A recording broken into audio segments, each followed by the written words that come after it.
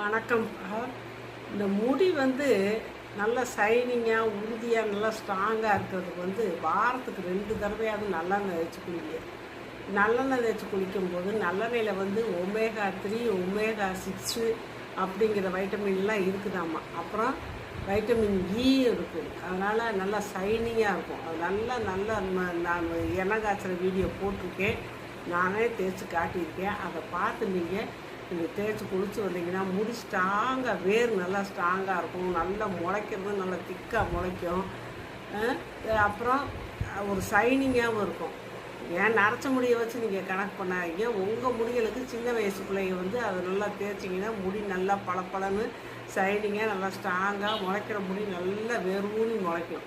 அதனால் அப்படி நீங்கள் எண்ணெய் தேய்ச்சி குளிங்க. நல்லெண்ணெய், எள்ளு எண்ணெய். எதுக்கு எள்ளு எண்ணெய்க்கு நல்ல எண்ணெய்ன்னு பேர் வச்சுருக்காங்கன்னா இதுக்கு தான். அவ்வளோ ஒரு நல்லது, உடம்புக்கும் நல்லது.